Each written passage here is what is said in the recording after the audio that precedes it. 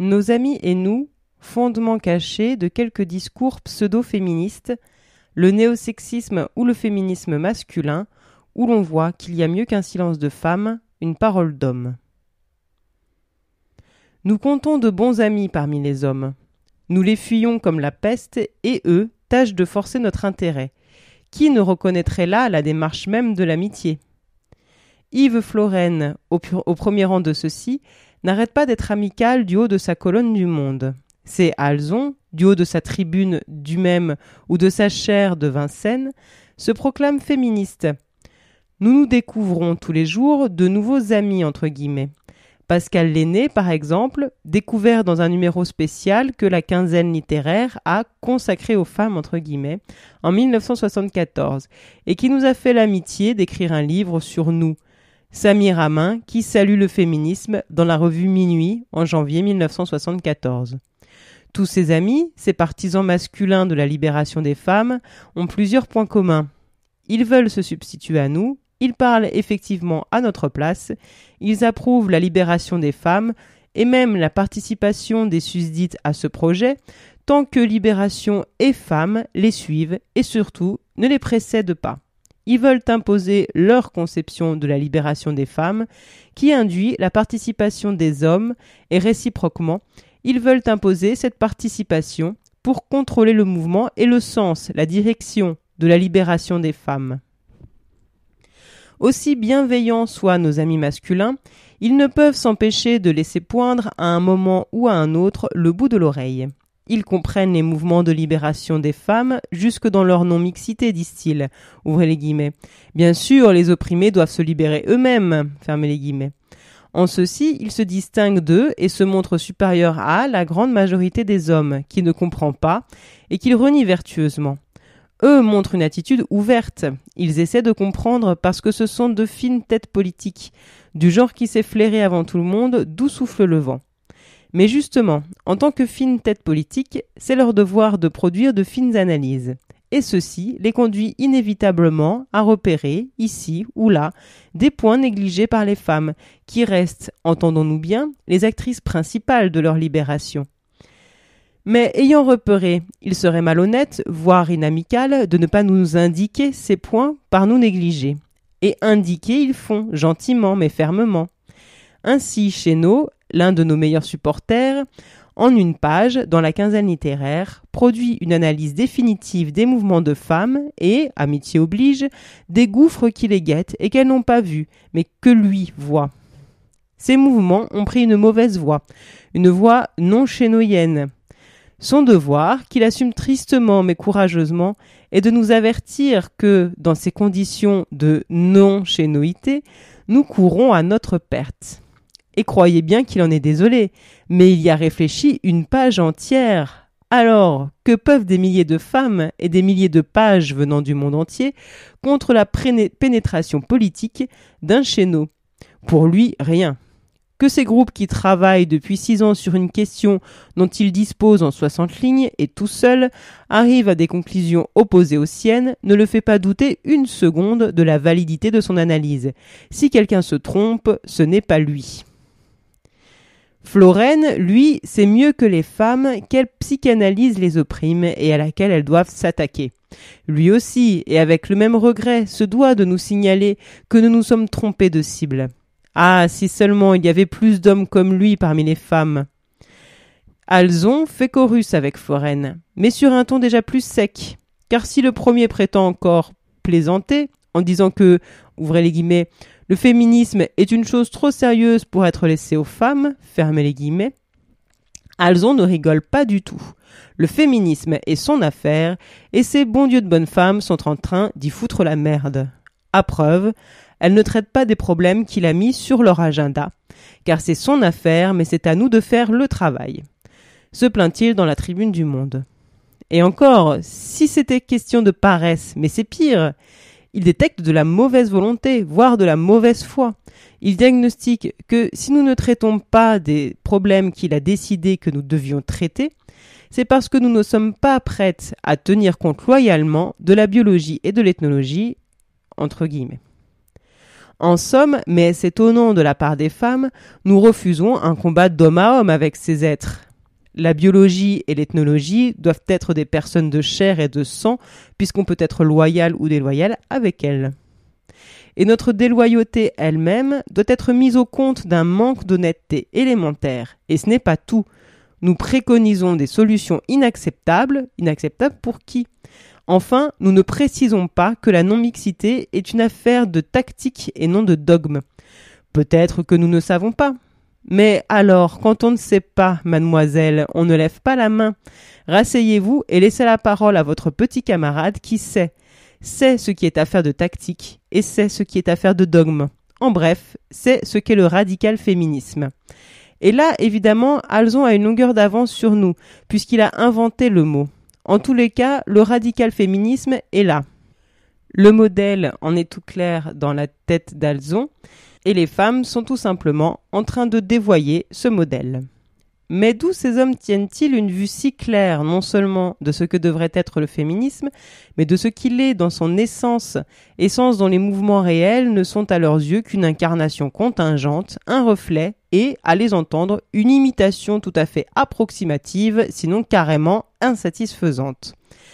Le fait de ne pas participer à ces mouvements réels, de ne pas en suivre les discussions et les débats contradictoires, enfin le fait de ne pas être des individus directement et premièrement impliqués, ne semble pas pour eux constituer un obstacle à la prise de position. Ils pensent que leurs opinions sont non seulement aussi valables que celles des individus susmentionnés, mais mieux, qu'elles sont plus valables. Il semble qu'ils conçoivent leur inévitable non-engagement, leur statut d'observateur, non comme un handicap, mais au contraire comme un avantage. Cette conception implicite va de toute évidence à l'encontre de leurs propres principes politiques et de ce qu'ils acceptent en acceptant les mouvements de libération des femmes. Pourquoi cette contradiction flagrante ?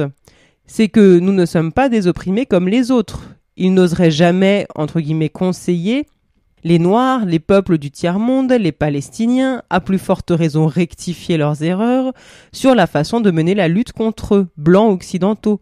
Ils n'oseraient jamais sous-entendre que ces opprimés-là sont à la fois jugés partis, tandis que les oppresseurs ne seraient que juges, entre guillemets avec un point d'exclamation. Comme ils le sous-entendent constamment à propos des femmes. L'amitié de nos amis est du paternalisme, une bienveillance qui comporte nécessairement une bonne dose de mépris, mieux, une bienveillance qui ne s'explique que par le mépris. Ils se mêlent de nos affaires parce qu'ils nous estiment incapables de nous en occuper. Mais ce n'est pas tout.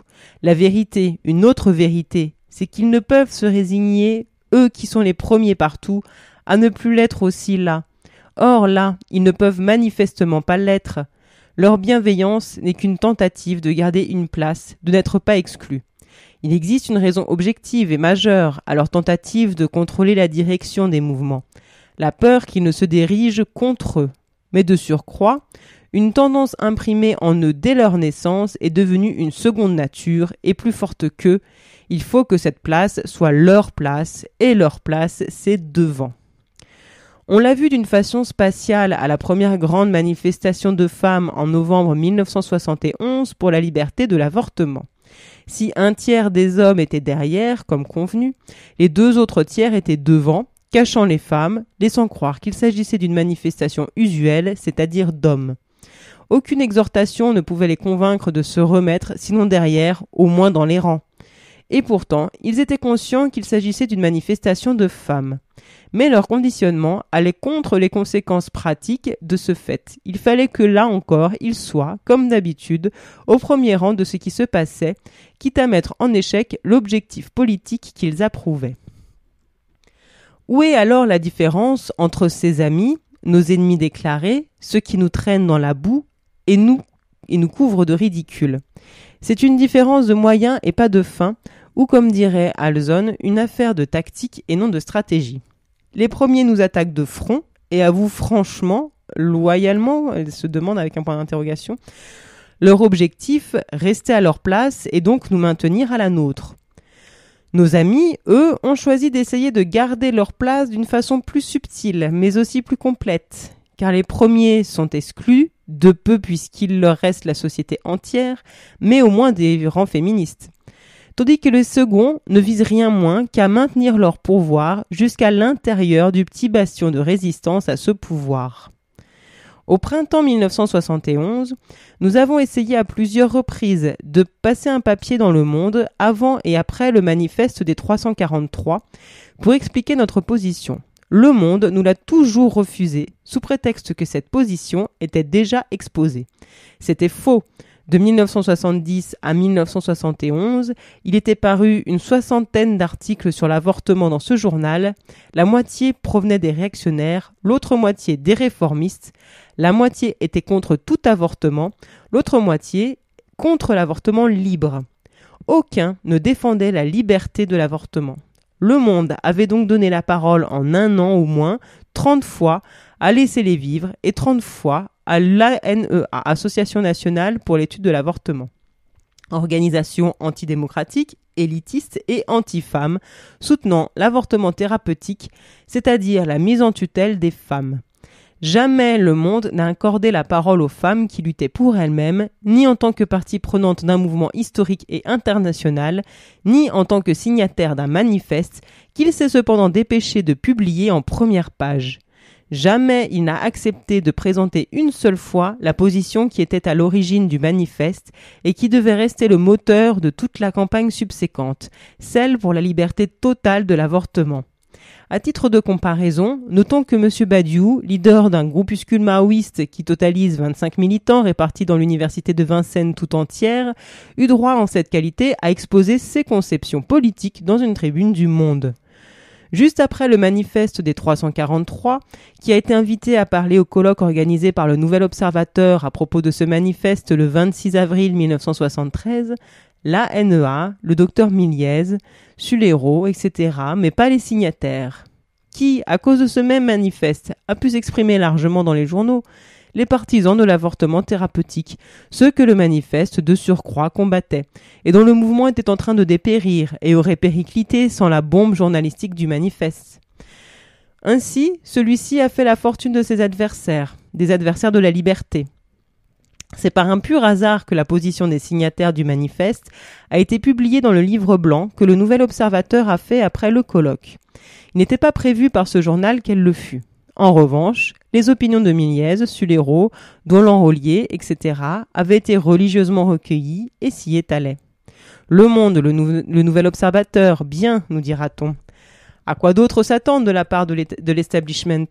Alors parlons des révolutionnaires, parlons de Maspero par exemple. Le numéro spécial des partisans, Libération des femmes, année 0, numéro 54-55, juillet-octobre 1970, a été arraché de haute lutte au rédacteur en chef de cette revue, Émile Kopferman. Quelques femmes d'un groupe féministe ayant, en 1970, proposé un manuscrit à Maspero, celui-ci refusa de l'éditer et proposa à la place d'en publier des extraits sous forme d'articles dans un numéro de Partisans qui serait entièrement consacré aux femmes, et de chercher des auteurs pour ce numéro, et de les trouver.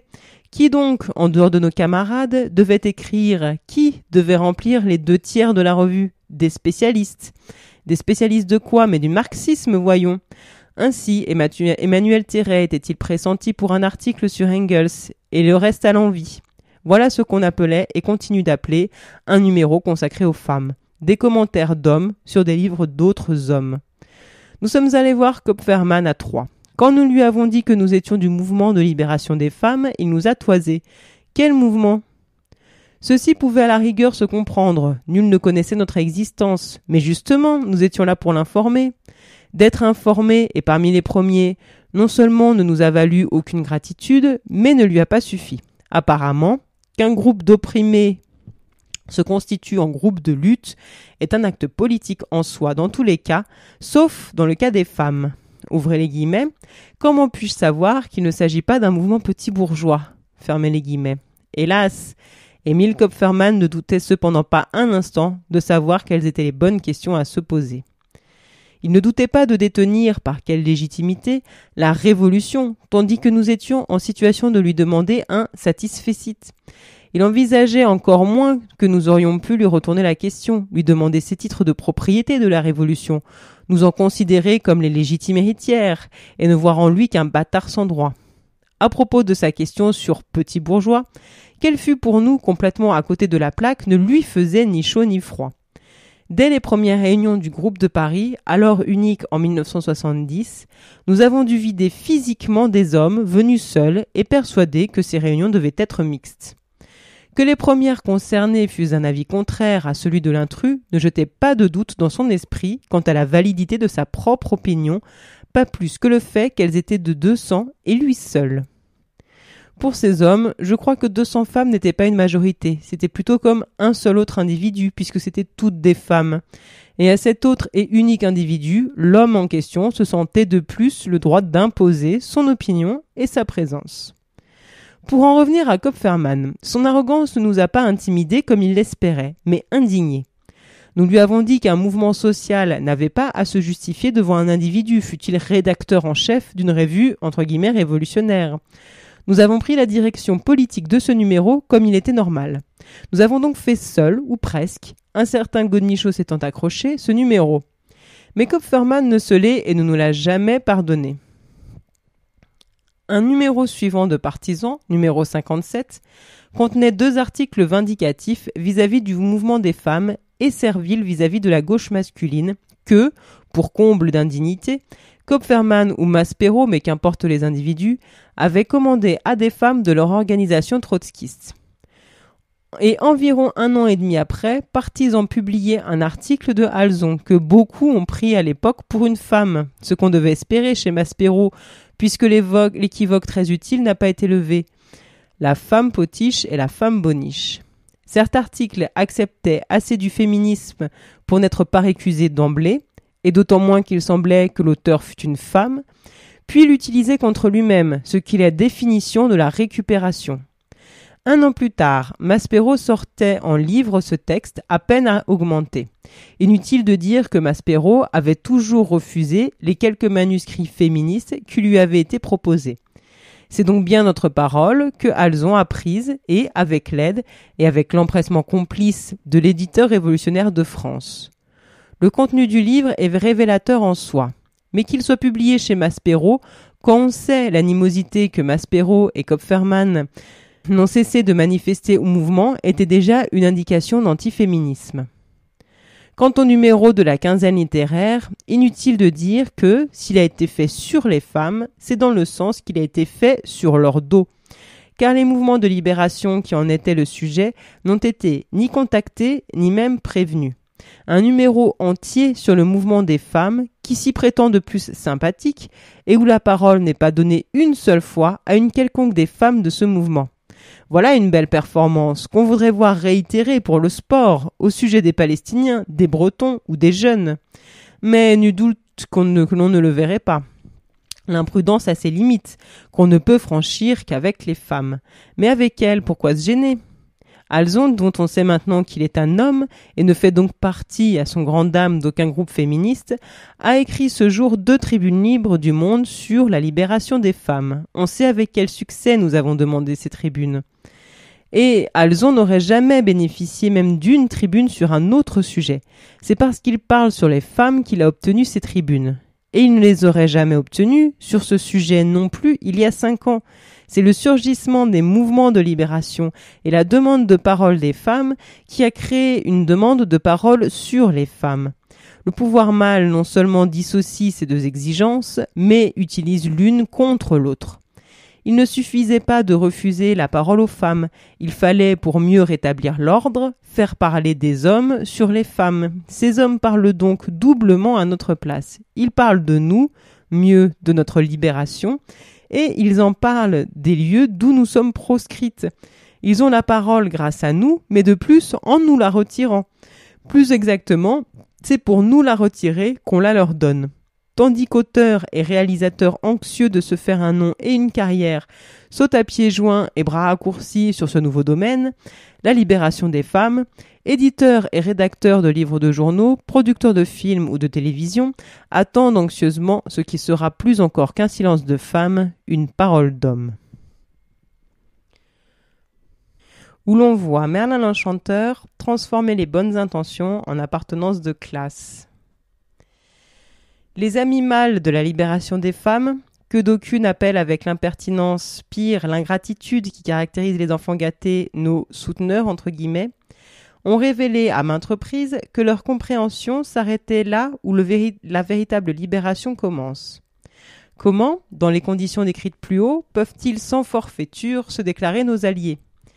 Ils ne le déclarent pas longtemps d'ailleurs. Il n'en faut pas beaucoup pour qu'on s'aperçoive que la bienveillance affichée par laquelle ils prétendent se distinguer des autres hommes recouvre le même mépris que l'hostilité déclarée du grand nombre. Pris la main dans le sac, en flagrant délit de rectifier nos erreurs, Florène abandonne vite la carotte pour le bâton. Ouvrez les guillemets. Prenez garde, dit-il, de vous aliéner les quelques hommes qui sont bien disposés envers vous, fermez les guillemets. Mais pourquoi devrions-nous prendre garde à cela ? N'est-ce pas de nous que dépend principalement notre libération ? Cette mise en garde révèle que nos amis, entre guillemets, qui prétendent le penser, le disent en fait du bout des lèvres par tactique, mais n'en croient pas un mot. Qu'ils estiment l'alliance, on verra laquelle, d'une minorité d'hommes plus importante pour la libération des femmes que la prise de conscience de la majorité des femmes. Alzon, lui, le dit clairement. Ce n'est pas des femmes, comme on le croirait naïvement, que dépend ultimement l'issue du combat féministe, mais de nos amis mâles. Sans souci d'appuyer ce qu'il voudrait être vrai des femmes sur une prétendue loi, entre guillemets, le conduit à généraliser, et cette généralisation rend encore plus patente l'absurdité de sa proposition, ouvrez les guillemets. Aucune révolution sociale n'a pu se faire sans l'appui d'éléments issus des castes dominantes, fermez les guillemets.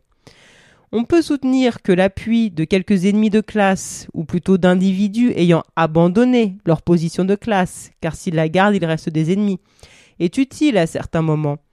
Dire qu'il est important à tout moment est aller un peu loin. Mais dire qu'il est déterminant, qu'il est une condition indispensable, que sans lui la révolution ne peut se faire, est à la fois une contre-vérité historique et une ineptie politique, car c'est confondre conviction intellectuelle et position réelle de classe. Parole d'homme ou l'idéalisme à l'œuvre. La pensée qui peut produire une telle confusion est marquée au coin de l'idéalisme et de la réaction. Florène va encore plus loin, si l'on peut dire, dans cette pensée. Il affirme, naïvement, que le rapport individuel entre un homme et une femme est, de tous les rapports, celui qui est le plus susceptible d'échapper à la société. On en reste baba. Quant à Alzon, poursuivant sa confusion jusqu'à son terme logique, il soutient que, ouvrez les guillemets, l'opposition n'est pas entre femmes et hommes, mais entre le féminisme et l'antiféminisme, fermez les guillemets. La position de classe et la façon de la penser, le matérialisme dont il se réclame, sont là complètement évacués. Il suffit d'un peu de bonne volonté et hop, on peut faire fi de la structure sociale, tout en luttant quand même contre cette structure. On se demande pourquoi. Et notre grand spécialiste de se précipiter dans une ineptie de plus. On ne pourra au moins pas lui reprocher d'être incohérent. Ouvrez les guillemets, l'opposition n'est pas entre blanc et noir, mais entre ceux qui acceptent et ceux qui refusent un certain type d'oppression. Fermez les guillemets.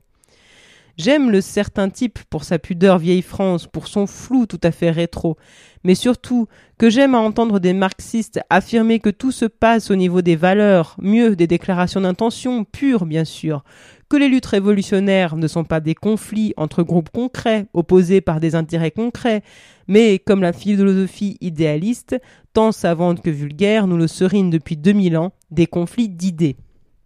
Que le fait de bénéficier ou de subir l'oppression ne fait aucune différence. Dire que cela fait une différence, c'est pour Alzon non pas se référer à la réalité de l'oppression, qui est après tout la raison d'être de la révolution, mais faire preuve de racisme ou de sexisme. Le retournement de l'accusation de racisme est une réaction classiquement défensive et une défense classiquement réactionnaire. Et cela fait quelque temps déjà que l'on voit des femmes accusées de sexisme par des gens qui souvent n'en connaissent même pas le sens originel, mais qui ont l'excuse de ne pas poser aux révolutionnaires, encore moins aux féministes. L'accusation de contre-racisme ou de sexisme à l'envers est typiquement réactionnaire. Elle l'est déjà a priori, avant tout examen, en cela seule qu'elle pose implicitement une symétrie entre oppresseurs et opprimés. Il est incroyable qu'on ose proférer de telles choses à propos des Noirs, dont le mouvement est plus ancien, plus connu et plus reconnu que celui des femmes. Il est incroyable que quiconque se prétendant non seulement au courant des luttes, mais de surcroît spécialiste entre guillemets, fasse preuve d'une telle ignorance au sens premier d'absence d'information, et que quelqu'un qui ignore des faits élémentaires de l'histoire contemporaine ose aborder le sujet. En effet, le concept de contre-racisme a été démystifié depuis longtemps pour ce qu'il est, une tentative d'intimidation. Et ce n'est pas un développement idéologique récent et mal connu. Toute l'Amérique le sait. Aucun blanc, encore moins un blanc libéral, encore moins un révolutionnaire, n'oserait aujourd'hui l'employer aux États-Unis. Cette démystification a été l'œuvre de la nouvelle révolution noire aux États-Unis qui a commencé en 1965 par l'exclusion des Blancs des organisations de droits civiques. Cette révolution a mis un terme à 50 ans de réformisme sur le problème racial, 50 ans de perte de paternalisme blanc. En effet, le fonctionnement de ces groupes était fondé sur un déni de réalité, un faire-semblant constant. On faisait semblant, comme le propose Alzon, que la situation où les Blancs étaient oppresseurs et les Noirs opprimés était sans influence sur le fonctionnement des groupes de droits civiques. Premièrement, sur leur politique, deuxièmement, sur la structure de pouvoir de ces groupes. On faisait comme si l'inégalité intrinsèque caractérisant les rapports entre Noirs et Blancs était annulée dès qu'on entrait dans le local de l'organisation. On niait que les Blancs apportaient des ressources politiques supérieures, leur meilleure connaissance de cet accès à la structure du pouvoir, et des ressources qu'on doit, pour l'instant, faute d'un autre mot, appeler psychologiques entre guillemets, supérieures. Comme on ne peut lutter contre ce que l'on ignore, ce que l'on nie, ces facteurs jouaient donc pleinement et sans frein, avec le résultat inévitable que les Blancs occupaient une position privilégiée jusque dans les organisations consacrées à l'amélioration du sort des Noirs. Mais leur présence, en dehors même de toute position dominante dans la hiérarchie du groupe lui-même, avait des conséquences encore plus fondamentales, c'est-à-dire dans des domaines encore plus importants. Premièrement, dans la définition des objectifs, qui elle-même est liée à la définition du combat, c'est-à-dire de l'oppression contre laquelle on est censé lutter. Les Noirs ne pouvaient, en présence des Blancs, reconnaître leur propre oppression. D'abord, ils ne pouvaient, même s'ils la voyaient, dénoncer la position dominante des Blancs dans le groupe lui-même, puisque le dogme, la représentation officielle du fonctionnement du groupe, dont dépendait l'existence du groupe en tant que tel, c'est-à-dire en tant que groupe mixte, déniait a priori la possibilité d'une telle chose. Deuxièmement, surtout, que les Blancs du groupe aient ou non des positions individuellement dominantes, leur présence renforçait la tendance à adopter la définition dominante, c'est-à-dire la définition blanche de ce dont les Noirs souffraient, entre guillemets.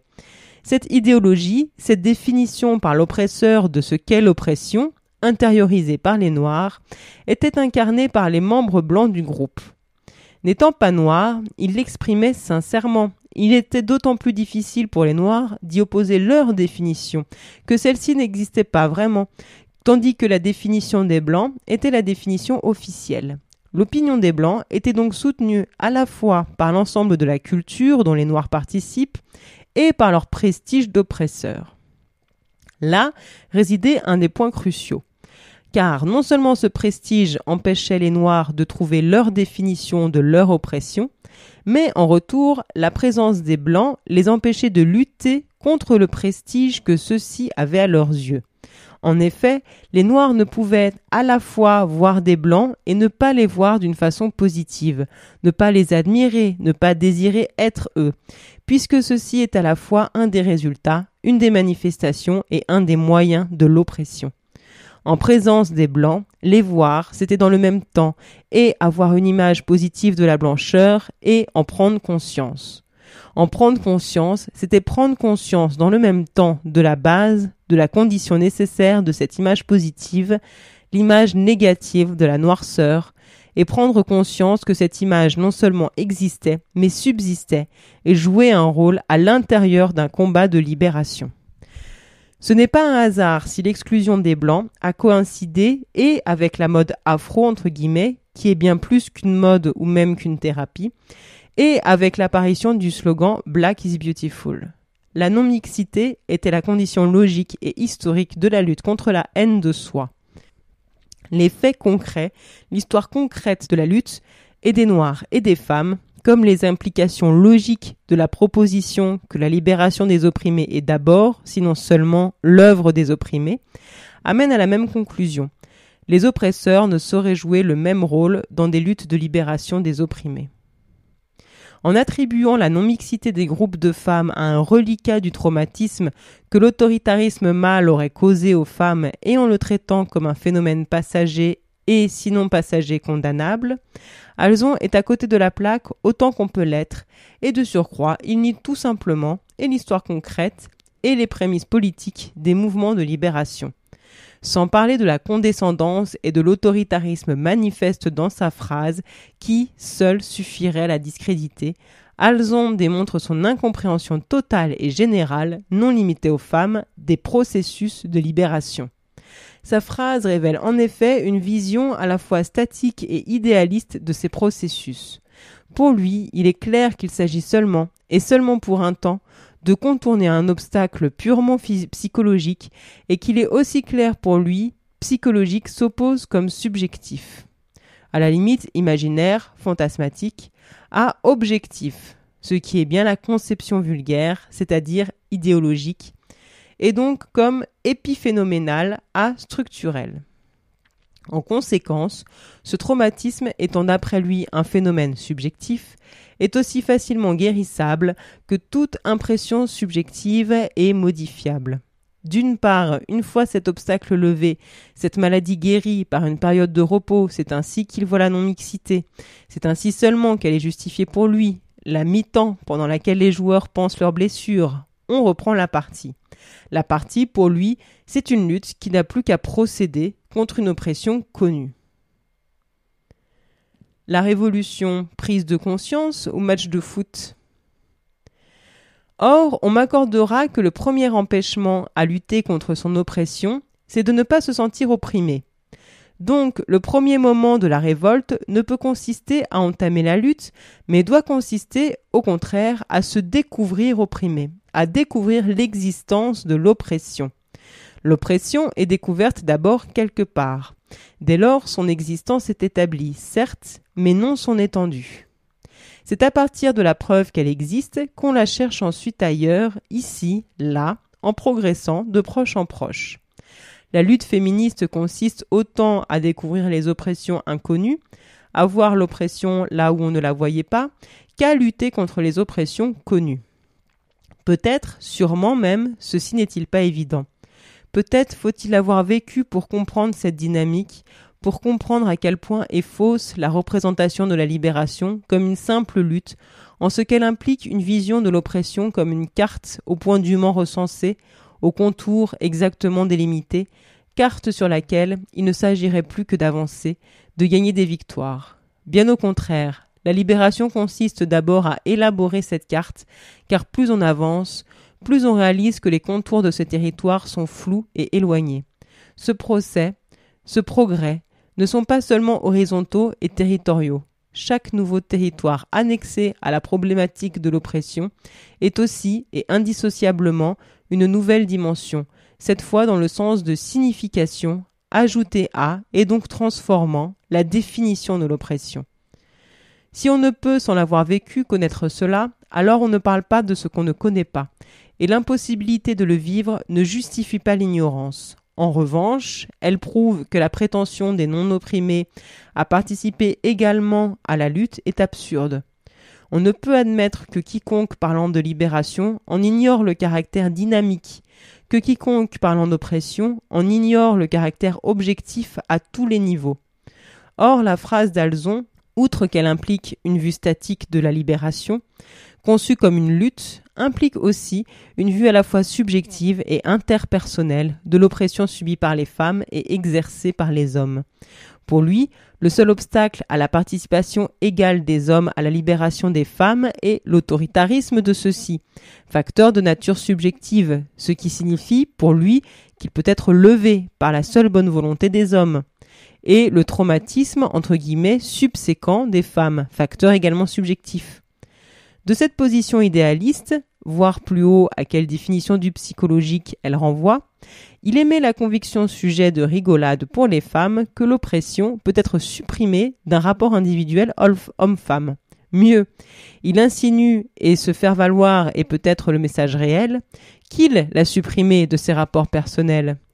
Ceci revient à affirmer, comme le vulgaire, comme l'oppresseur type, que tout se passe dans la tête. Et comme pour l'idéologie, ce qui se passe dans la tête n'est pas objectif, mieux, est défini par opposition à tout ce qui est objectif, qu'il ne se passe donc rien. Ceci revient à dire que le sexisme, expression idéologique de l'oppression institutionnelle, partie émergée du patriarcat, constitue toute l'oppression. C'est nier l'existence de la structure institutionnelle qui cause le sexisme. C'est surtout nier que la structure psychologique, qui est le relais de la structure institutionnelle dans la production des préjugés et du dit sexisme, est tout aussi concrète et objective, extérieure à l'action de l'individu, que la structure institutionnelle. L'autoritarisme n'est pas un trait psychologique dont il suffit de prendre conscience pour être à même de s'en débarrasser. D'abord, en tant que trait psychologique concret, il ne peut être aboli par un acte de volition pure, par une intention non instrumentalisée, pas plus qu'un pont ne peut sauter sous le seul effet d'un désir. Ensuite, même si cela était possible, c'est-à-dire si ce trait pouvait, par d'autres moyens évidemment que la simple volition, être supprimé, sa suppression n'abolirait pas ce qui l'a causé à l'origine et le renforce continuellement, ce qui est réellement en cause, ce dont l'existence permet de douter qu'il existe des moyens de le supprimer, l'autorité réelle, c'est-à-dire institutionnelle et matériellement assise, que les hommes possèdent en fait, sans avoir besoin de la vouloir, et qu'ils soient autoritaristes ou non. Cette base matérielle sur laquelle croit, qui renforce et que renforce la constitution psychologique des individus, nous amène à la structure sociale contraignante pour tout le monde, à la fois extérieure aux relations interpersonnelles et cadre de celles-ci. Quelles que soient mes opinions ou attitudes, je suis très poli avec eux. Il n'y a pas que Alzon qui soit opposé à un certain type d'oppression. Je profite de l'oppression des travailleurs immigrés. Leur exploitation est l'une des conditions de mon existence matérielle. Que je sois révolutionnaire ou non ne change rien à l'affaire. Je vis comme je vis parce que, entre autres raisons, les Africains sont exploités en France et que l'Occident exploite le tiers-monde. Il n'est pas question ici de subtilité morale ni de battage de coulpe. Il n'est pas question de savoir si je dois me sentir coupable ou non. Au contraire, précisément. Je n'ai rien fait pour cela individuellement, et ce n'est pas en tant qu'individu que j'en profite, mais en tant que membre d'un groupe que je n'ai pas choisi. Quelles que soient mes réactions subjectives à cette réalité, elle existe. Dans la mesure exacte où je suis exempte d'une exploitation, j'en bénéficie, volens-tolens, de deux façons. Premièrement, leur exploitation accroît mon revenu, peut-être d'une façon minime dans la mesure où ce bénéfice m'est à son tour repris par mes exploiteurs. Deuxièmement, mais surtout, pendant que d'autres font ce travail, je ne le fais pas. Tant que d'autres subissent cette exploitation, en voilà au moins une que je ne subis pas. Et inversement, si et puisque nous ne la subissons pas, il faut qu'elle retombe sur d'autres. Sans même parler de bénéfices positifs, je profite de l'exploitation d'autres que moi, dans la seule mesure où j'en suis exempté. Où l'on voit Merlin l'Enchanteur faire surgir sur l'océan de l'oppression l'île refuge du couple. De même, tous les efforts que fait un homme pour bien traiter sa femme, je me situe dans une hypothèse optimiste, dans leurs relations personnelles, ne peuvent ni cacher, ni abolir, ni même mitiger le fait qu'il doit sa situation matérielle, et pour simplifier, ne parlons que de sa situation professionnelle, à la discrimination dont les femmes, groupe dont sa femme fait partie, sont victimes sur le marché de l'emploi. On ne peut dissocier la situation qu'occupent les hommes, donc cet homme, de la situation qu'occupent les femmes, donc cette femme, sur le marché. La relation interpersonnelle de cet homme et de cette femme n'est pas, contrairement à ce que voudraient nous faire croire nos confrères, une île. Qu'importe qu'ils ne travaillent pas ensemble, leurs situations respectives sur le marché du travail, par exemple, en tant que membres de groupes différemment traités sur ce marché, font partie de leur situation globale et donc de leurs relations, qui n'a rien à voir en apparence avec le travail ou le marché. Les bénéfices involontaires que l'homme du couple dérive sur la scène professionnelle de son appartenance de groupe ne sont pas évacués sur la scène conjugale, amoureuse, relationnelle, comme on voudra l'appeler. Ils font partie des ressources objectives qu'il y apporte, qu'il le veuille ou non, simplement en apportant sa personne. Les non-bénéfices de la femme du couple font aussi partie de ce qu'elle apporte ou n'apporte pas dans la relation. Un individu homme n'a pas à bouger le petit doigt pour être avantagé par rapport aux femmes sur le marché du travail. Mais il ne peut pas non plus empêcher qu'il soit avantagé ni renoncer à son avantage. De la même façon, il n'est pas nécessaire qu'il prenne activement avantage de ses privilèges institutionnels dans le mariage. Admettons même qu'un homme ne cherche pas à tirer tout le parti de ses avantages à tous les niveaux et des désavantages à tous les niveaux de la femme qu'il a en face de lui. Admettons qu'il veuille poser la question comme égalitaire. Qu'est-ce que cela signifie ?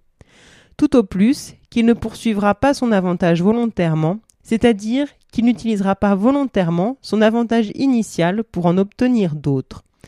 Mais à cet avantage initial, il ne peut renoncer parce qu'il ne peut à lui tout seul supprimer, détruire ce qu'il n'a pas fait. Et pour la même raison, il ne peut pas plus supprimer les désavantages institutionnels de la femme.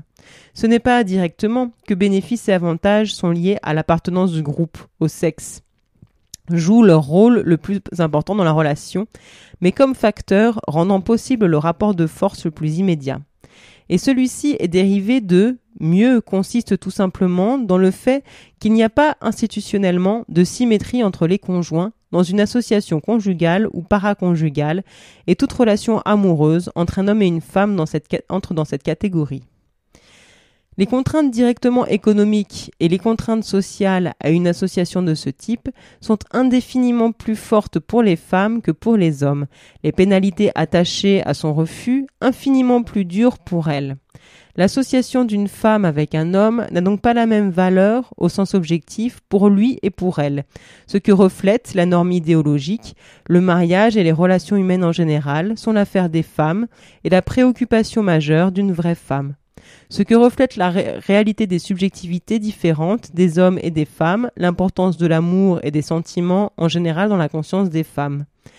On peut dire que les discriminations sur le marché du travail ne sont là que pour envoyer et renvoyer les femmes au mariage, justement dans la mesure où elles font de celui-ci la carrière objectivement la plus profitable ou la moins mauvaise pour elles, idéologiquement, leur destin, leur raison d'être. Cette dissymétrie se manifeste à l'occasion d'un mariage, d'une association donnée, en raison des tensions interpersonnelles qui émergent alors. Mais elle n'est pas causée par cette association. Cette dissymétrie préexiste à l'association. Elle est la raison de sa forme inégale et éventuellement conflictuelle. Mais surtout, elle est la cause de l'existence même de cette association. Pour le moment, on ne peut pas dire que l'incapacité des femmes à vivre pour elles-mêmes, les impossibilités matérielles transformées en interdits par l'idéologie et intériorisées par la conscience et l'inconscient, soient extérieures aux frais propres que ces femmes mêmes aient des relations avec les hommes. Peut-être en aurait-elle pour d'autres raisons que la nécessité matérielle, le besoin d'existence sociale, l'absence d'identité propre. Mais ce serait dans un autre monde, et on ne sait à quelle conduite relationnelle conduiraient, dans un autre monde, ces autres raisons, celles qui sont couramment invoquées, l'amour, l'attirance, etc. Ni même, ni surtout, si ces raisons subsisteront inchangées dans un monde autre, ce qui est douteux. Qu'aujourd'hui et maintenant, ces raisons, entre guillemets, existent à titre de raison, est possible, mais peu probable.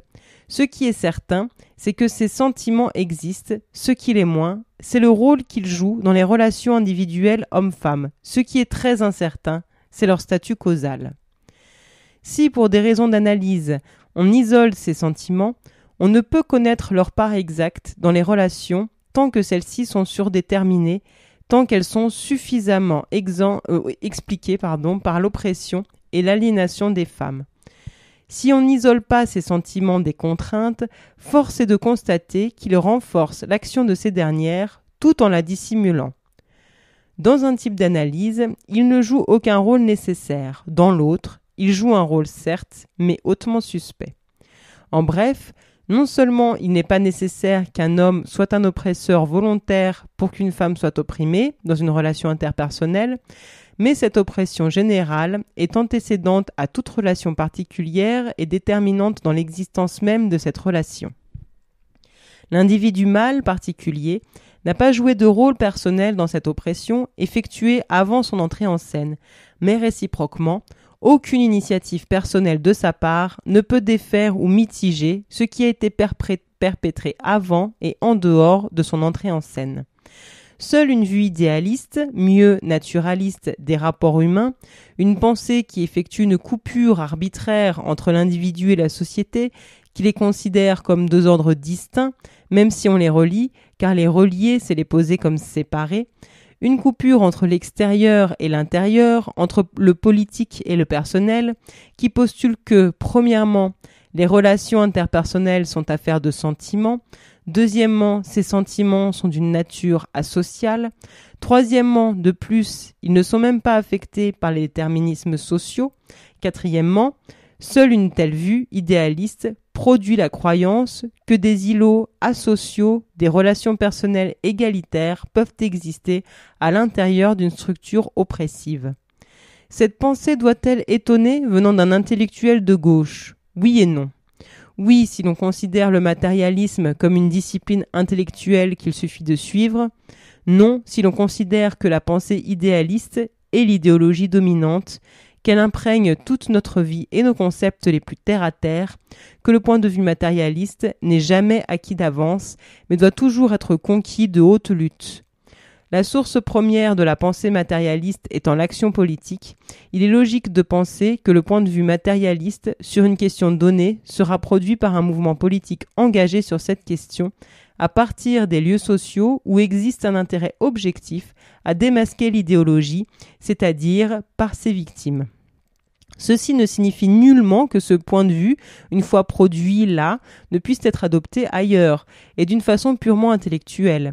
L'absence de motivation politique n'explique pas à soi seul l'abandon du matérialisme, si tant est qu'il s'agisse d'abandon.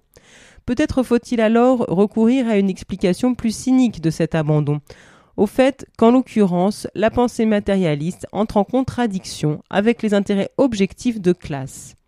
Il est certain que la pensée idéologique, appliquée aux femmes, sert les intérêts objectifs des hommes.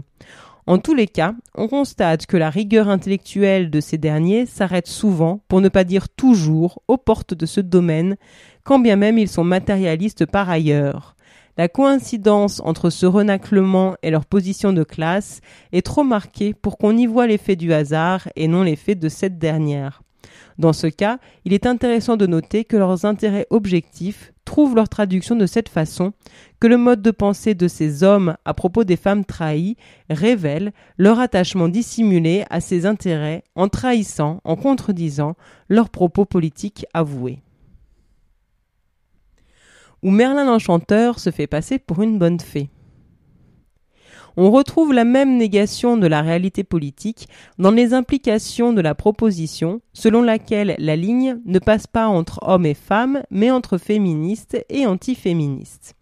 Les implications de ceux-ci sont claires. D'une part, les hommes peuvent jouer le même rôle que des femmes dans la libération des femmes. D'autre part, on peut et on doit traiter comme des ennemis les femmes non féministes au même titre que les hommes antiféministes. Il est fort possible que toute cette pseudo-pensée ait pour motivation unique la première implication, que tout ce discours soit destiné d'abord à faire accepter une participation égale des hommes à la libération des femmes. Il est particulièrement odieux qu'Alzon n'hésite pas, pour y forcer son entrée, à diviser les femmes.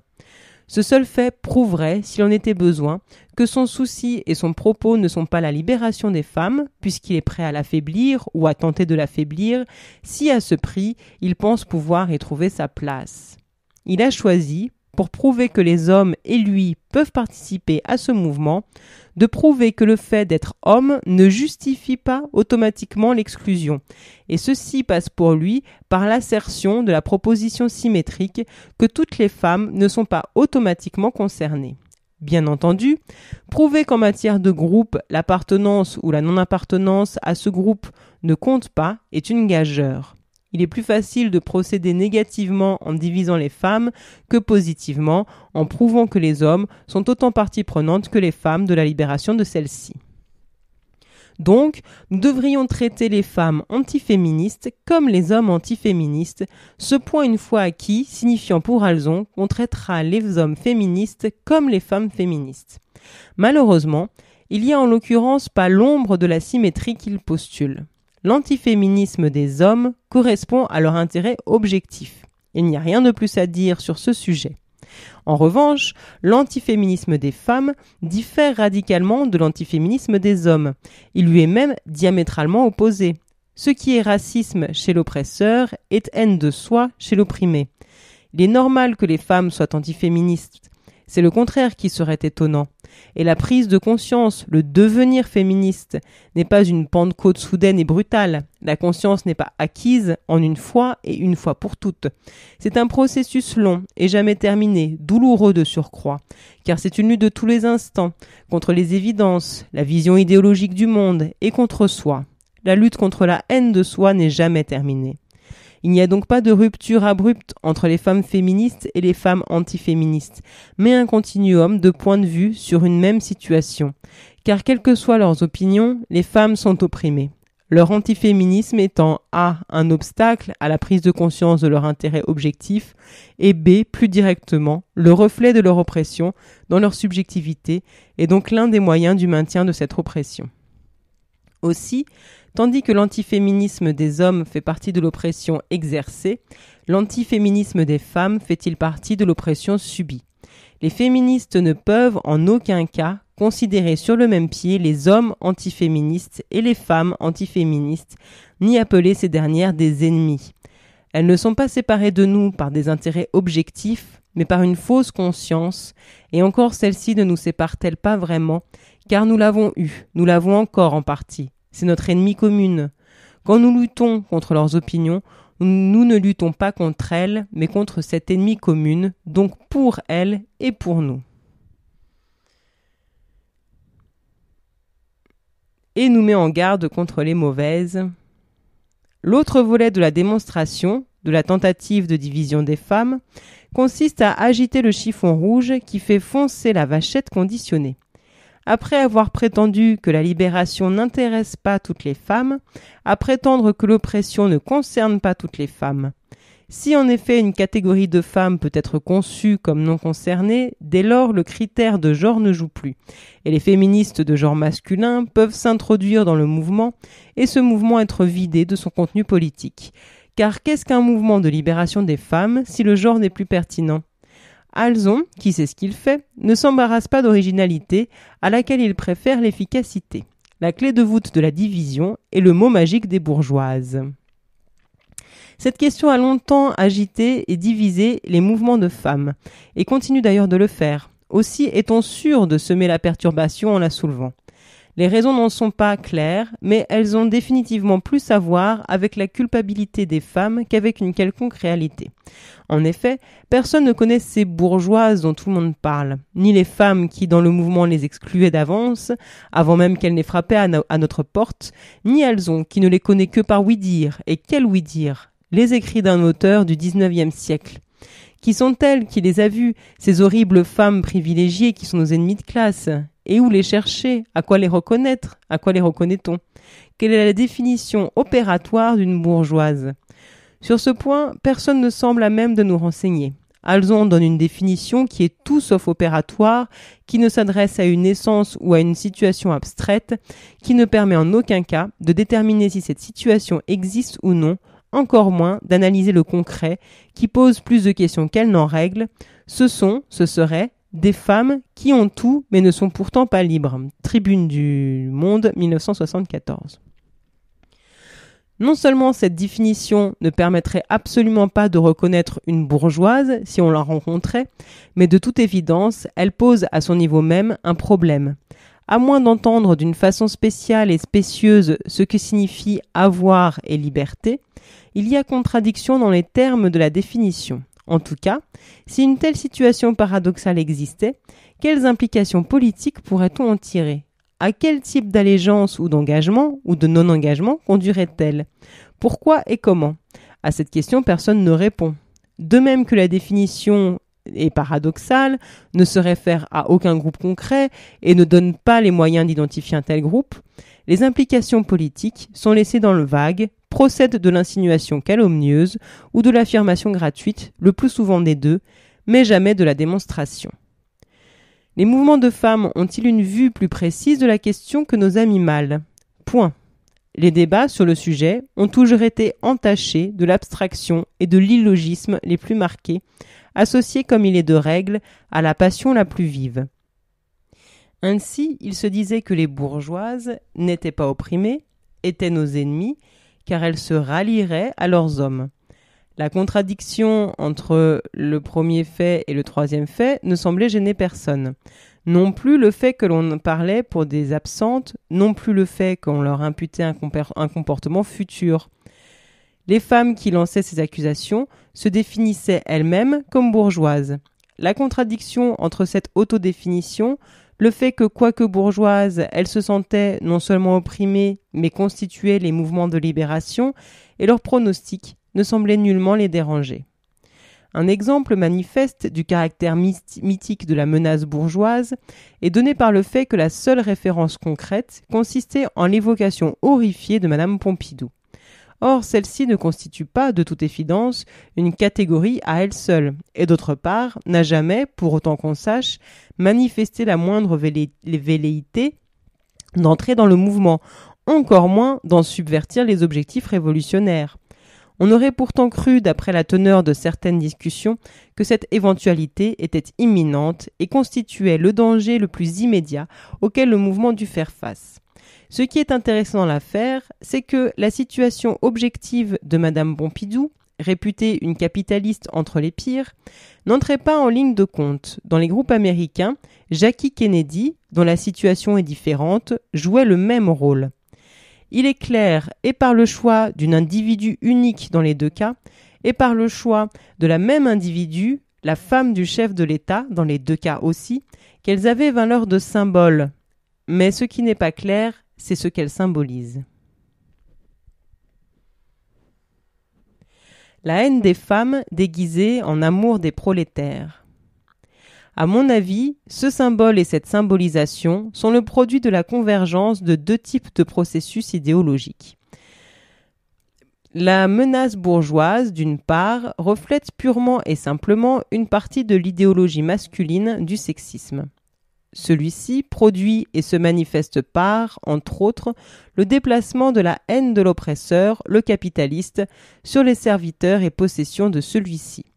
La bourgeoise, entre guillemets, est la cible favorite des révolutionnaires mâles. Elle est beaucoup plus haïe que l'oppresseur réel, le bourgeois. Ceci, à son tour, correspond à trois processus distincts mais non contradictoires. Premièrement, l'impuissance politique. Précisément, le pouvoir réel de l'oppresseur, du bourgeois, le rend inattaquable, ou du moins non attaquable sans risque énorme. Il est plus facile et plus payant aussi de l'attaquer dans ses possessions, d'attaquer des personnes qui participent de sa puissance. D'une part, elle la manifeste, et les attaquer, c'est s'attaquer à cette manifestation. D'autre part, elle ne la possède pas, ce qui minimise les risques de représailles. Ainsi, Eldridge Cleaver exprimait sa haine du pouvoir des hommes blancs sur lui en violant leurs femmes. Leur participation au pouvoir blanc consiste à en recevoir des miettes, des restes de table, mais surtout à être sous sa protection. Il peut sembler paradoxal de s'attaquer, même si les risques de représailles sont moins grands, à ceux ou à celles qui n'ont que des délégations d'un pouvoir qui se situe ailleurs et non à ses détenteurs principaux. Mais, précisément, c'est là que le bât blesse, car, deuxièmement, la détention du pouvoir est d'autant plus, et non d'autant moins, provocante que ce pouvoir, aussi minime soit-il, est perçu comme illégitime. Dans ce sens, le fait que les bribes de pouvoir détenues par les femmes de blanc ou les femmes de bourgeois soient des délégations et ne soient pas possédées par elles en propre, joue non en leur faveur mais en leur défaveur. Le même fait qui devrait amener à exempter les femmes de bourgeois de l'attaque, le fait qu'elles détiennent leur peu de pouvoir d'une façon indirecte, les rend particulièrement odieuses aux autres opprimés. l'autorité qu'une femme de bourgeois peut exercer sur des chauffeurs de taxi, des femmes de ménage, etc., est perçue comme illégitime, précisément parce qu'indirecte. Troisièmement, cette perception révèle deux choses. Petit a. Cette autorité est perçue comme allant à l'encontre de leur statut de droit. Elle empêche qu'elles soient traitées comme elles devraient l'être, c'est-à-dire comme des femmes, ce qui à son tour révèle que le statut de femme est en droit incompatible avec une autorité quelconque. Petit b. Cette autorité est perçue comme contradictoire, donc illégitime, parce qu'elle est dérivée non de la source classique et considérée comme normale de l'autorité, la mainmise sur l'économie, mais de son contraire, du statut de possession d'un bourgeois. Donc, précisément parce qu'elles sont des possessions, l'autorité des femmes de bourgeois est indue. Leur appropriation privée par des bourgeois est l'un des exemples de l'inégalité des classes et donc de l'oppression des prolétaires. Rapter leurs femmes, c'est signifier aux bourgeois qu'on n'accepte pas leur accaparement des biens de ce monde et procéder de rechef à un début de redistribution. L'accès égal aux femmes continue d'être une revendication implicite du sentiment communiste populaire des hommes, 100 ans après la mise au point de Marx, qui, dans son innocence, croyait ce sentiment le fait des seuls bourgeois. Mais cette mise au point ne peut rester qu'un vœu pieux. Cette conception de l'égalitarisme continue de sévir, comme un article publié dans un hebdomadaire gauchiste le prouve. Lettre de Mohamed dans Tout, 1971, et continue de manifester que les femmes sont considérées comme des biens. Donc les attaques contre les bourgeoises reflètent en négatif la conception populaire de l'ordre social de ce qu'il devrait être. L'indignation des communistes, des prolétaires, des noirs, des algériens, bref, des opprimés de genre masculin, que cet ordre ne soit pas respecté, dévoile ce qu'il est. Les femmes doivent être également partagées, il n'y a pas de raison pour que leur qualité de possession de certains hommes qui manifestent l'accaparement les soustrait de surcroît à certains traits de leurs conditions normales. Mettre la main au cul d'une bourgeoise, comme de toute autre femme d'ailleurs, n'est pas un plaisir ni une pulsion sexuelle, on s'en doute, c'est une façon de la rappeler et de se rappeler au sens de la hiérarchie vraie. Pour les metteurs de main au cul, et pour les hommes en général, l'appartenance de sexe doit l'emporter sur l'appartenance de classe. C'est ce que manifeste l'indignation provoquée par les instances où elle ne l'emporte pas, où une femme, en qualité d'épouse de bourgeois, donne des ordres à un homme, ce que manifestent les injures agies, écrites ou parlées adressées à ces femmes.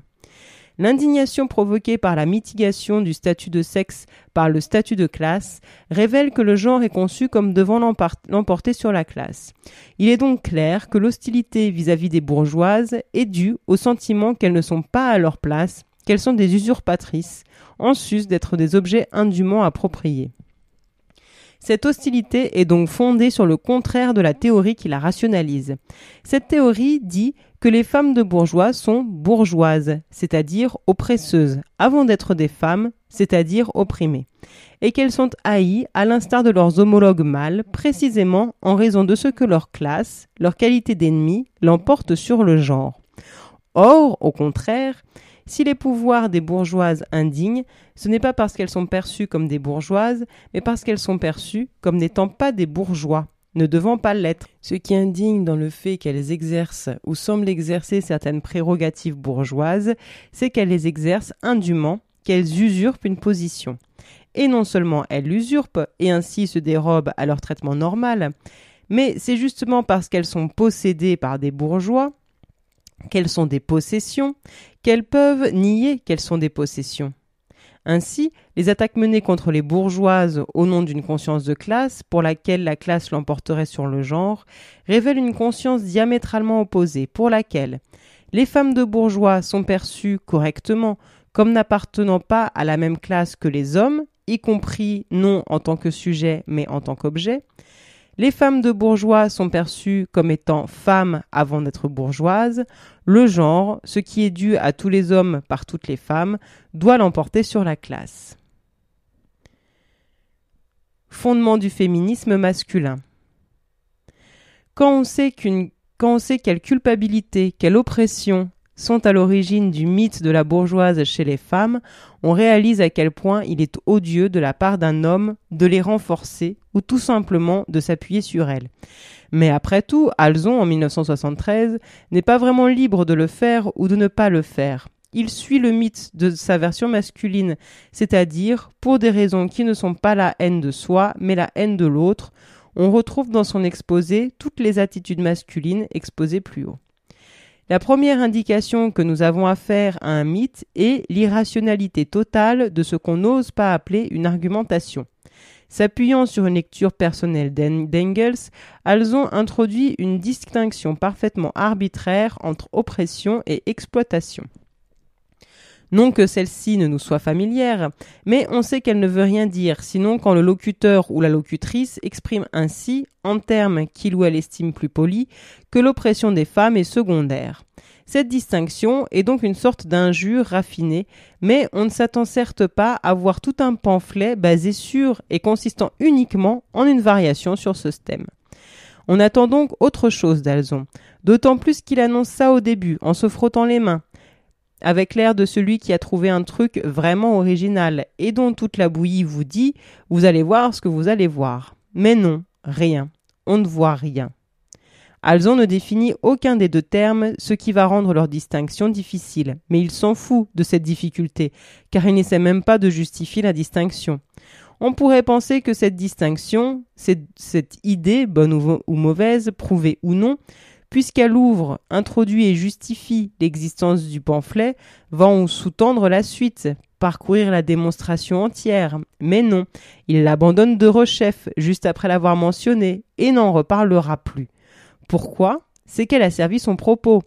Tenir lieu de semblant de formulation théorique à l'éternel mythe, à la division entre bourgeoise et travailleuse. Qu'il s'agisse d'un mythe est encore manifeste dans le fait qu'il ne se réfère jamais à aucun groupe social concret. Pour décrire cette catégorie qu'il dit exister aujourd'hui, il utilise en tout et pour tout une citation de Paul Lafargue, né et mort au XIXe siècle. Ceci ne nous éclaire pas beaucoup sur qui sont ces bourgeoises, sur ce qu'elles font, sur où on les trouve. Apparemment, lui ne les a pas trouvées, sinon pourquoi Lafargue ? Apparemment encore, ce ne sont pas des femmes de bourgeois, au sens marxiste, puisque leurs maris sont non seulement travail, mais tirent leurs revenus de ce travail. Il ne s'agit donc pas de possesseurs des moyens de production, percevant la plus-value. Ou la plus-value a disparu sans que je m'en aperçoive, ou bien Alzon utilise bourgeois pour signifier cadre et ne s'en excuse ni ne s'en explique. Mais il a d'autres chiennes à fouetter, c'est peut-être là son excuse. Ces bourgeoises ne font rien, vous entendez strictement rien, sinon d'aller à des cocktails.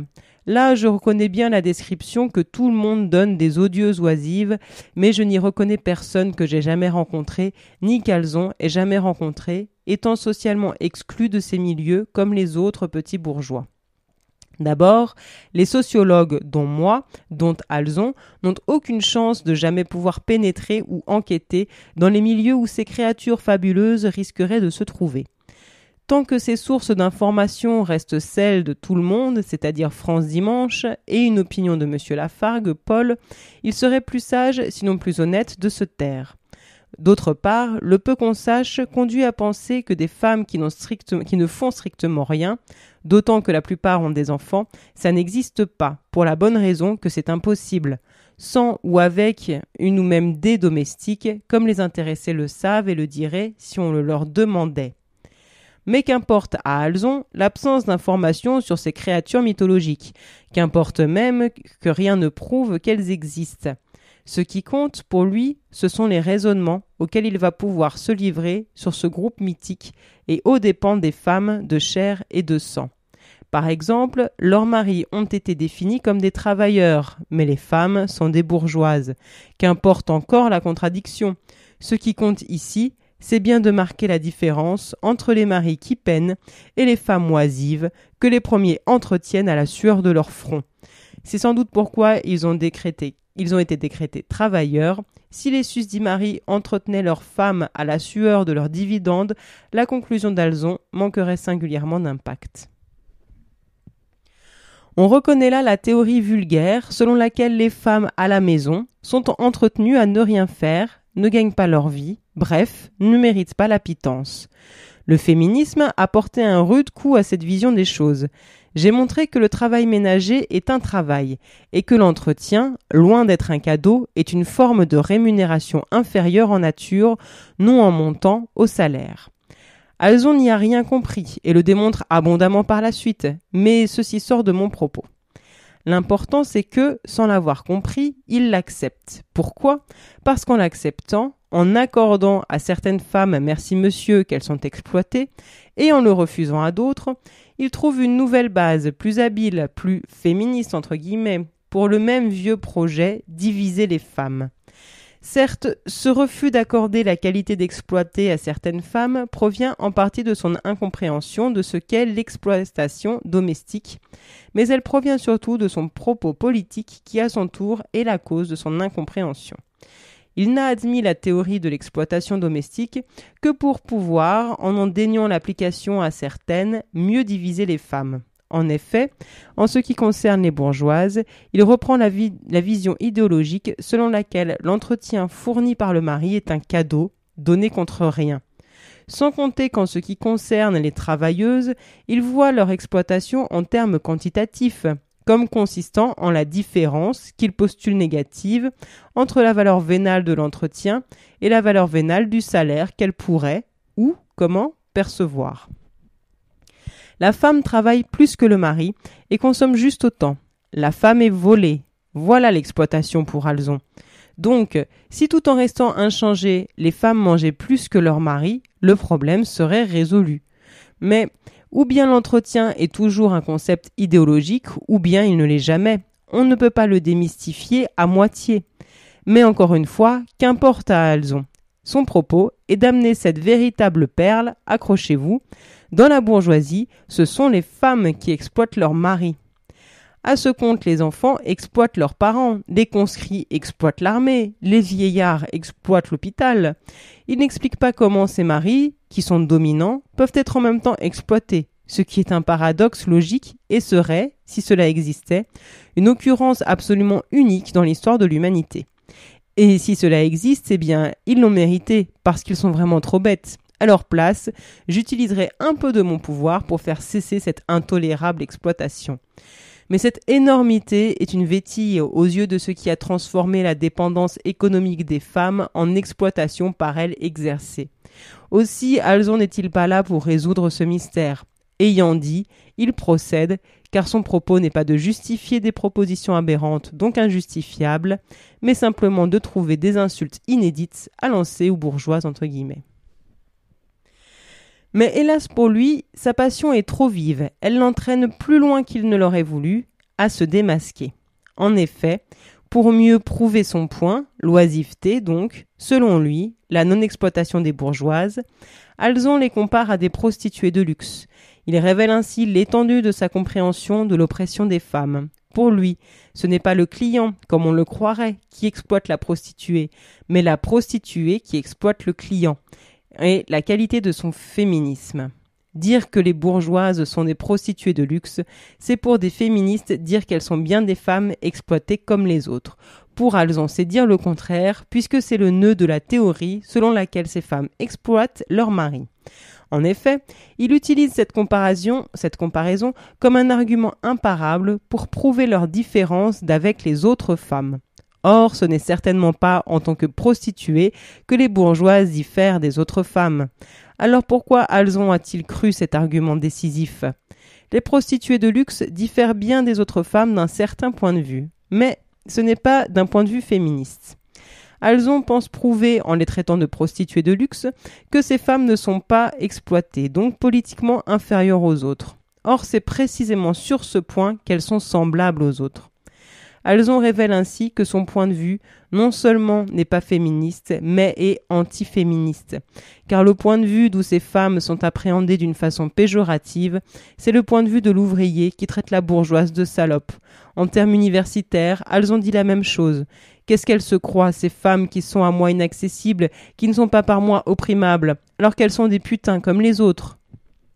Le seul point de vue d'où les assertions d'Alzon sur les bourgeoises sont compréhensibles, c'est le seul point de vue d'où elles peuvent être émises, c'est celui du sexisme. pour lequel il est inadmissible que certaines femmes échappent ou aient l'air d'échapper, même en partie, au sort commun. Le point de vue des hommes indignés de voir leur privilège de sexe, en partie l'accès sexuel à toutes les femmes, mis en échec par des privilèges entre guillemets, plus exactement des protections de classe, car le pire pour eux est qu'ils savent que ces privilèges sont dérivés de et obtenus par une oppression de sexe, par la prostitution, la même que celle-là dont ils espéraient bénéficier, mais réservée à des hommes dominants. Ce n'est pas le point de vue de quelqu'un qui réclame la fin de l'oppression des femmes, mais au contraire celui de quelqu'un, de la majorité des hommes, qui réclame l'application totale, sans exemption ni mitigation, à toutes les femmes sans distinction, du sort des plus opprimés. C'est le point de vue des partageux sexuels, ceux qui veulent que cesse la distribution inégale des femmes. Cette haine des bourgeoises, entre guillemets, n'est pas, de toute évidence, provoquée par l'amour des femmes et de leur libération. Mais ce n'est même pas une haine limitée à une catégorie particulière de femmes, c'est la haine de toutes les femmes. Les bourgeoises ne sont particulièrement visées que dans la mesure où elles semblent échapper partiellement à l'oppression ou à certaines oppressions, ou à l'oppression par certains hommes. La haine active est bien réservée pratiquement aux bourgeoises, à celles qui paraissent bénéficier d'un statut d'exception, d'une exemption scandaleuse.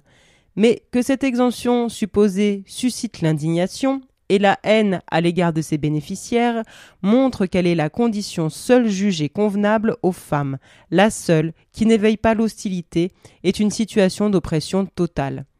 Cette réaction est classique dans les annales des relations entre groupes dominants et dominés et a été amplement étudiée dans le sud des États-Unis en particulier. La bienveillance paternaliste des Blancs pour les Noirs, qui connaissent leur place, y restent, se transforme curieusement en une fureur meurtrière quand ces Noirs cessent de connaître leur place. Les mouvements féministes américains ont aussi analysé les réactions masculines aux entre guillemets, uppity women, littéralement les femmes qui ne baissent pas les yeux. Les fameuses bourgeoises ne sont pas ces femmes arrogantes, des femmes qui contestent leur rôle, mais plutôt des femmes à qui une soumission classique à un homme vaut, en retour, quand cet homme appartient à la couche supérieure de son sexe, quand cet homme domine d'autres hommes aussi bien que des femmes, une protection contre ces autres hommes. Ceci est vécu, comme je l'ai dit plus haut, comme une anomalie, comme une transgression de la règle idéale qui devrait être la soumission de toutes les femmes à tous les hommes, et d'autant plus outrageante qu'elle est le résultat de l'obéissance à cette règle. L'attachement à cette norme est rarement conscient, encore plus rarement verbalisé chez les intellectuels de gauche. Il n'est révélé que négativement, par l'indignation que sa transgression suscite en eux.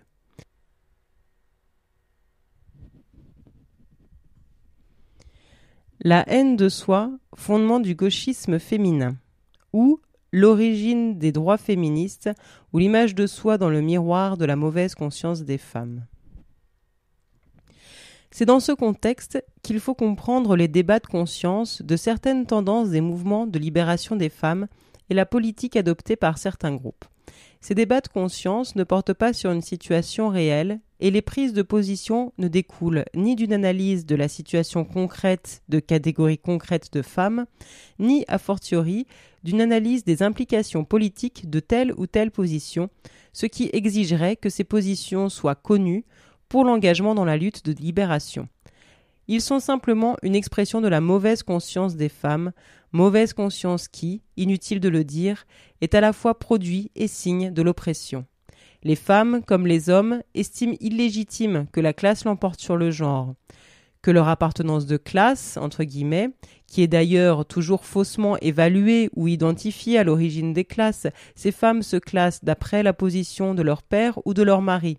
Si elles se classaient d'après leur position propre, elles s'apercevraient qu'aucune d'elles n'est bourgeoise. Les mettent dans des situations de supériorité ou de non-infériorité totale vis-à-vis de certaines catégories d'hommes.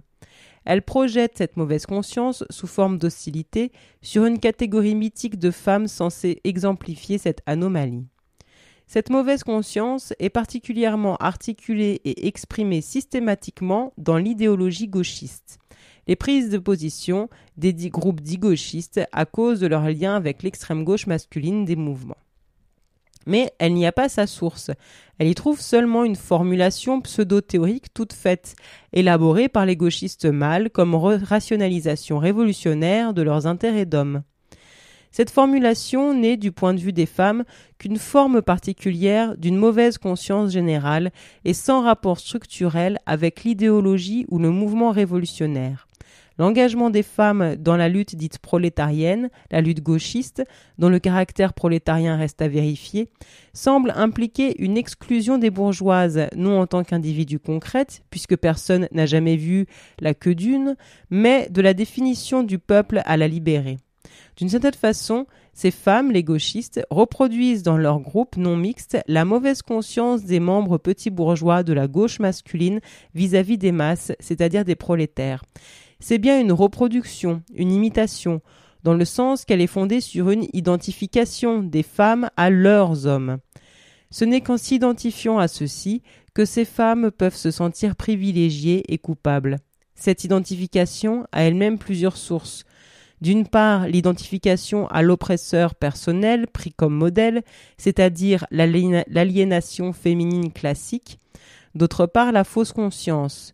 L'identification est produite par le désir de croire à et produit la croyance à la similitude au-delà des barrières de sexe. Elle est propre typiquement une réaction magique, une façon d'annuler en rêve l'oppression qu'on ne peut supprimer dans la réalité. Comme tout recours à la magie, elle porte sa propre contradiction, sa propre annulation, puisque l'identification est la preuve péremptoire de la non-identité.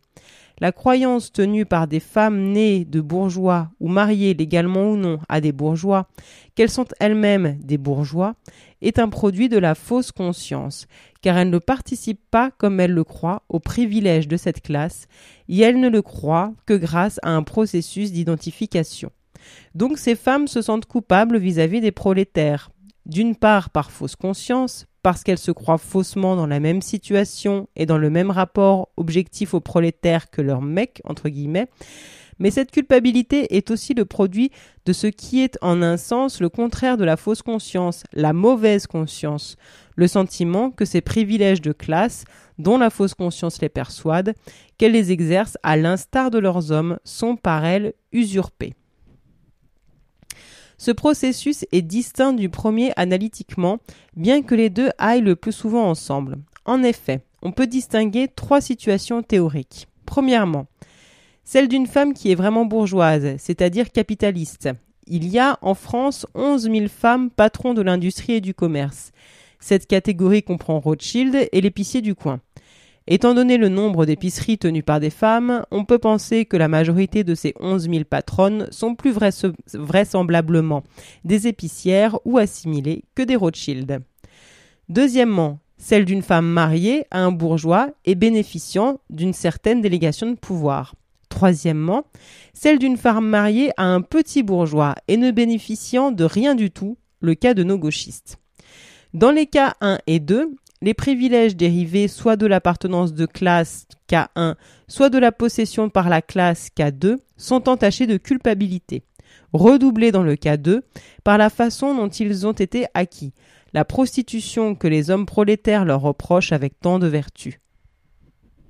Dans les cas 2 et 3, ces privilèges peuvent être imaginaires. Ils le sont toujours en 3 et ils peuvent s'ajouter en 2 aux privilèges dérivés mais réels.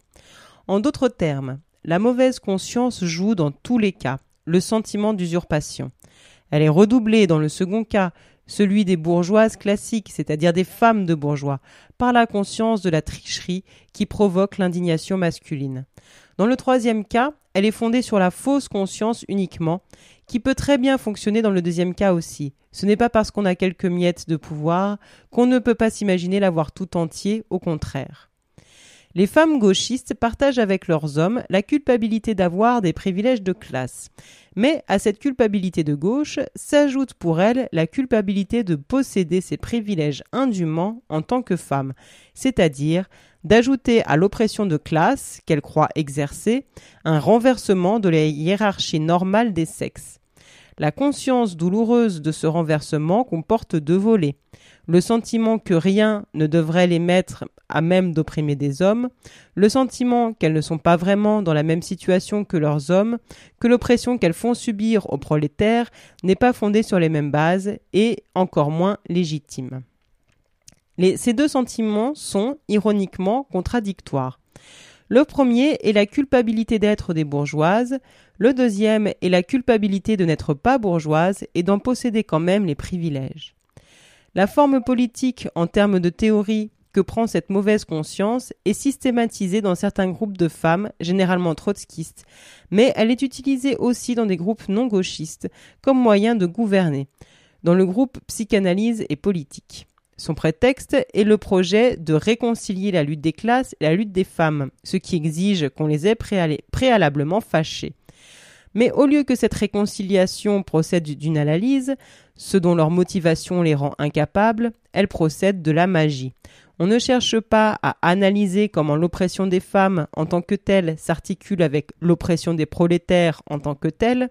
Il faudrait d'abord savoir en quoi consiste l'oppression des femmes et elles ne veulent pas le savoir. C'est donc au niveau des groupes concrets que cette articulation est effectuée, ou plutôt est censée être effectuée. On met l'accent sur les femmes prolétaires ou les femmes de prolétaires. La distinction n'est pas faite, ce qui en dit long sur l'analyse de la position de classe des femmes. C'est-à-dire qu'on substitue à l'analyse des connexions et articulations une coïncidence de fait incarnée par une situation empirique. On croit que l'articulation est faite parce qu'on privilégie un groupe qui se trouve être opprimé à la fois par le capitalisme et par le patriarcat.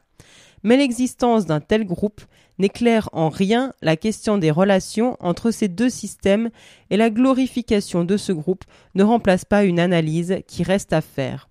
De surcroît, la contradiction mentionnée plus haut demeure intacte. Les femmes qui soutiennent cette position ne font pas partie, d'après leur analyse, des femmes seules dignes d'être sauvées, puisque dans leur autoclassification, elles sont des petites bourgeoises et ne sont donc pas opprimées. La haine des femmes à l'égard des bourgeoises est le résultat de trois mécanismes d'oppression.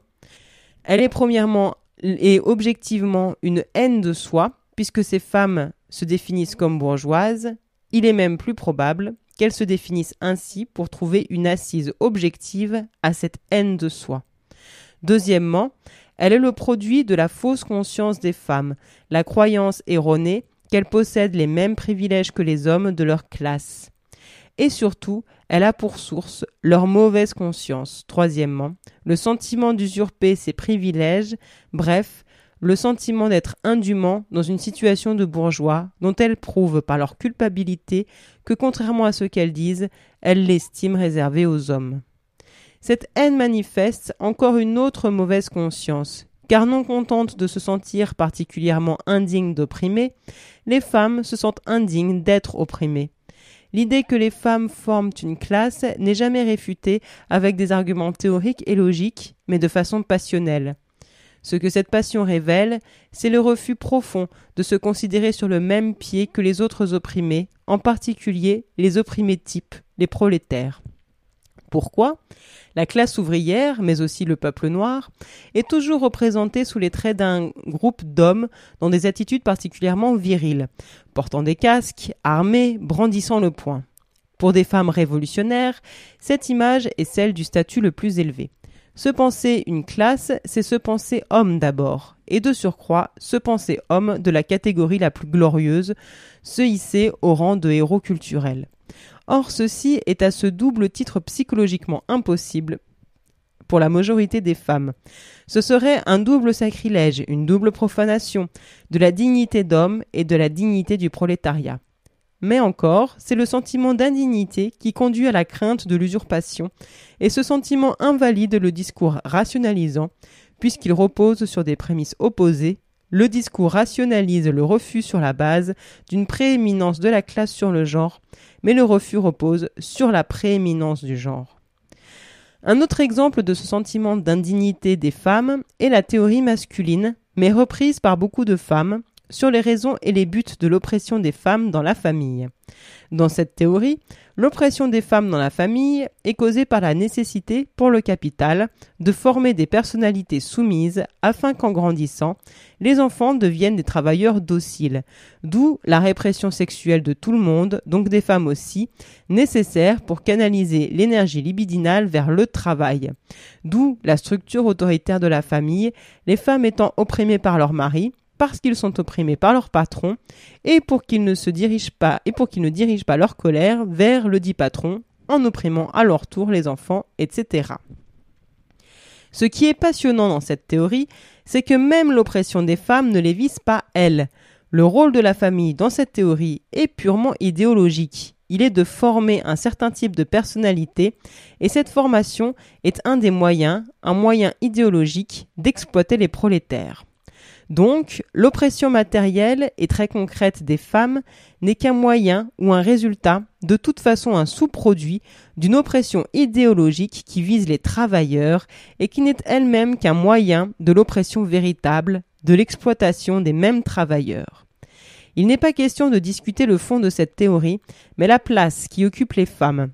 Elles sont deux fois éloignées de leur but, de ce qui est posé comme finalité du processus qui les opprime. Non seulement leur oppression matérielle n'est pas une fin en elle-même, mais la conséquence à la limite contingente d'une oppression idéologique. Non seulement cette oppression idéologique, qui est la raison de leur oppression matérielle, n'est pas encore une fin, mais un relais pour la véritable oppression, l'exploitation des prolétaires. Mais aucun de ces moments, ni les relais, ni les fins, ne concernent les femmes en tant que telles.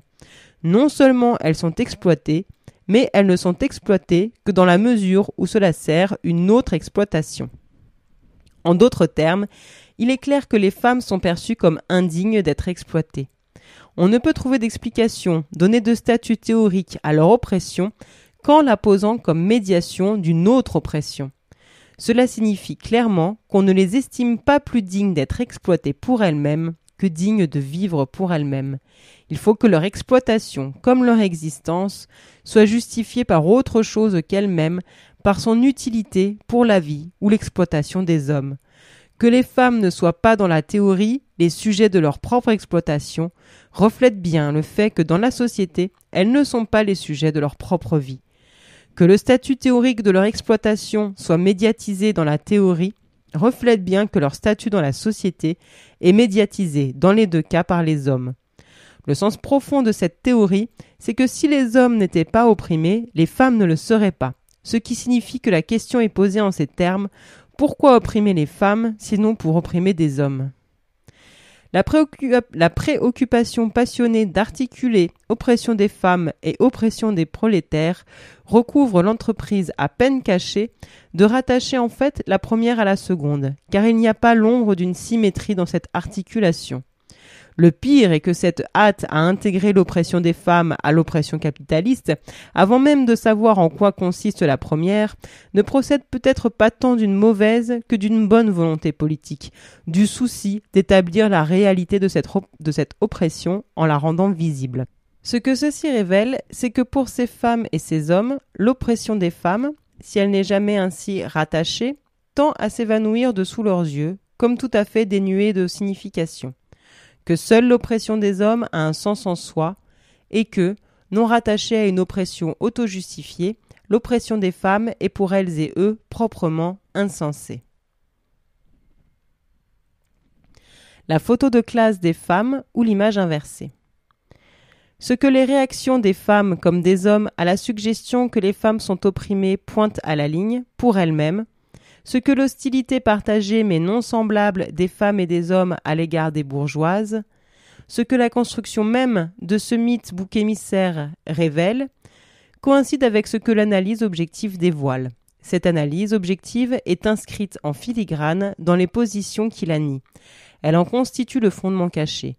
Les femmes de bourgeois ne sont pas des bourgeois. Elles ne doivent leur position de classe, censée l'emporter sur le statut de femme, qu'à ce statut. Ceci est très clair dans le fait que la sociologie profane comme la sociologie savante attribuent aux femmes la classe de leur mari. utilise pour les femmes un critère d'appartenance de classe différent de celui utilisé pour les hommes, et donc pour les maris, un critère qui, de surcroît, est totalement étranger non seulement à la définition marxiste des classes, mais à toute définition des catégories sociales.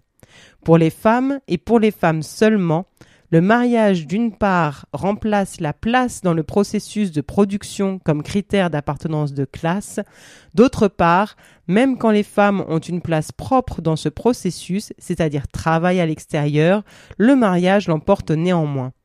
Les bourgeoises sont donc appelées telles et identifiées à leurs bourgeois d'époux, non parce qu'on a utilisé pour les classer le même critère que pour leur mari, mais au contraire parce qu'on a utilisé un critère qui les en distingue, celui du mariage. C'est-à-dire qu'avant d'eux, et pour pouvoir les prétendre identiques à leur mari, il faut les avoir considérés et traités comme radicalement dissemblables. Ainsi, en mettant les bourgeois et leurs femmes dans le même sac, on démontre, par cette opération même, qu'ils ne sont pas dans le même sac. On ne peut assimiler les unes aux uns que précisément en les traitant différemment, en classant les uns par leur place dans le processus de production et les unes par leur statut matrimonial. Et ce qui distingue les hommes bourgeois des femmes bourgeoises dans le processus de classement est précisément ce qui rapproche les femmes bourgeoises des femmes prolétaires, qui elles aussi sont cataloguées d'après la classe de leur mari. Ainsi, on ne peut parler de différence de classe entre femmes, source paraît-il de division politique éventuelle, qu'en les traitant d'abord toutes de la même façon, en déterminant leur classe par leur rapport à un homme. Ces différences classificatoires sont donc fondées sur ce que les femmes ont tout en commun, le fait d'être la femme de quelqu'un. L'usage classificatoire ne fait que refléter la situation objective qui est aussi commune à toutes les femmes, le fait que leur existence matérielle est déterminée par leur relation à un homme. Cette dépendance est elle-même la cause de leur placement réel et analytique dans les classes, les lieux sociaux et géographiques où se trouvent les hommes auxquels elles sont attachées. Il ne s'agit donc pas d'une appartenance de classe au sens propre, mais de son contraire. Le fait que cet attachement soit utilisé en lieu et place de l'appartenance de classe réelle manifeste que cette dépendance, le statut de femme, terme synonyme avec celui d'épouse, l'emporte sur l'appartenance de classe. La place dans la production capitaliste. Elle l'emporte dans le classement parce qu'elle l'emporte dans la réalité, parce que soit les femmes n'ont pas de place dans la production capitaliste, soit cette place est moins importante pour leur existence matérielle que leur dépendance patriarcale qui constitue leur rapport de production et leur appartenance de classe, les deux étant non capitalistes. Ironiquement, la théorie qui pose l'appartenance, lire le rattachement des femmes aux classes du système capitaliste comme plus important que leur statut commun de femmes, est fondée sur le postulat inverse et sur une lecture correcte, quoique niée, de la réalité, sur le postulat implicite ou explicite en sociologie de la prééminence du statut de sexe. Comme on l'a vu, l'hostilité à l'égard des bourgeoises repose en dernière analyse sur la perception juste que ces femmes n'appartiennent pas réellement à la classe bourgeoise. Cette hostilité révèle que l'appartenance de genre, la classe patriarcale, est perçue comme l'emportant sur, mais surtout comme devant l'emporter sur, l'appartenance de classe. Si on retrouve la même chose au terme d'une analyse objective qu'on a trouvée dans les prises de position politiques émotionnelles, c'est que cette analyse existe implicitement et souterrainement dans ces positions, qui sont d'autant plus émotionnelles qu'elles sont fondées sur une réalité en contradiction absolue avec le discours manifeste. Si la réalité qui sert de base au discours est niée par celui-ci, c'est que ce dernier est destiné à justifier des positions réactionnaires sur cette réalité. Pour que celle-ci n'apparaisse pas comme telle, c'est donc la réalité qui est inversée par le discours, au fin qu'on ne s'aperçoive pas que ce sont les positions qui sont à l'envers. Il reste cependant à trouver et à définir les modalités différentielles de l'oppression générale des femmes, les différentes formes que prend l'oppression à partir d'une base commune. Ceci débouche nécessairement, on s'en doute, sur une redéfinition de l'oppression, et pas seulement pour les femmes. Mais cette recherche ne peut procéder à partir des concepts utilisés couramment, de la problématique de la division des femmes selon les lignes des classes traditionnelles, pour les raisons qu'on a vues, parce que ces divisions sont fondées en réalité sur ce qui est au contraire commun à toutes les femmes.